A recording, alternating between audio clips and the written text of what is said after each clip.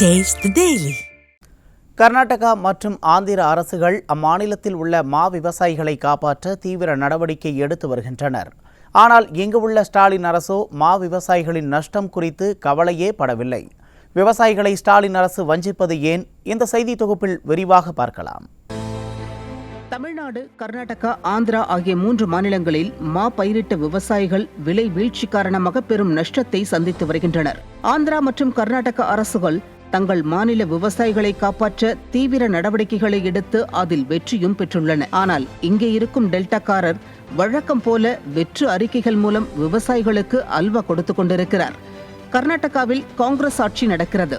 மத்தியில் அவர்களின் எதிர்க்கட்சியான பாஜகவின் ஆட்சி நடக்கிறது. ஆனால் மாநிலத்தில் விவசாயிகளுக்கு ஒரு பிரச்சனை என்றவுடன் கர்நாடக வேளாண் மந்திரி மத்திய அமைச்சரிடம் பேச்சுவார்த்தை நடத்துகிறார். மாம்பழ விலை வீழ்ச்சியால் விவசாயிகள் படும் துயரத்தை எடுத்துச் சொல்கிறார். பேச்சுவார்த்தையின் இறுதியில் மத்திய அரசு கர்நாடக விவசாயிகளிடமிருந்து 2.5 லட்சம் டன் மாம்பழங்களை கொள்முதல் செய்ய ஒப்புக்கொள்கிறது. பணம் நேரடியாக விவசாயிகளின் வங்கிக் கணக்கில் வரவு வைக்கப்படும் என்கிறார்கள்.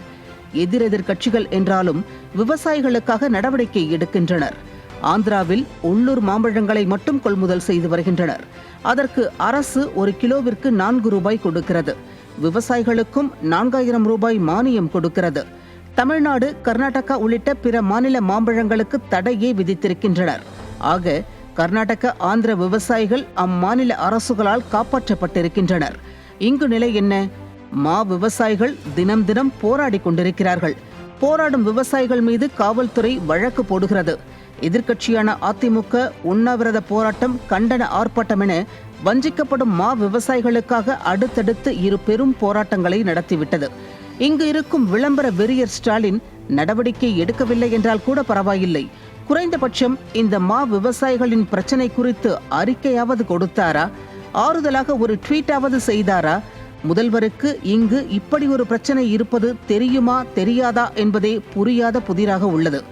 தந்தைக்கு நாணயம் வெளியிட மத்திய அமைச்சர்களை ஓடிச் சென்று அழைத்து வந்த ஸ்டாலினுக்கு விவசாயிகளுக்காக மத்திய அரசிடம் பேசுவதில் என்ன கௌரவ குறைச்சல்? எதிர்க்கட்சியாக இருக்கும் காங்கிரஸே மத்திய அரசிடம் பேசும்போது நேரத்திற்கேற்ப கூட்டணி மாறிய கட்சிதானே திமுக. இவர்கள் ஏன் பேசக்கூடாது? தம்பிகளை காப்பாற்ற டெல்லிக்கு ஓடுவார். கடலில் பேனா சிலை வைக்க மத்திய அரசிடம் பேசுவார். ஆனால் விவசாயிகளுக்காக பேச மாட்டார். இவரெல்லாம் டெல்டாக்காரன் என பேசலாமா? இந்த வெறும் வாய்கள் இருக்கும் இடத்தில் இந்நேரம் ஒரு விவசாயி இருந்திருந்தால் நம் விவசாயிகளை இப்படி தவிக்க விட்டிருப்பாரா? விவசாயிகள் சிந்திக்க வேண்டும்.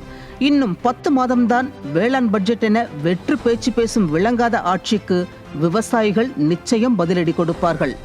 நியூஸ் ஜே செய்திகளுக்காக ஸ்ரீராம் சுப்புராஜ்.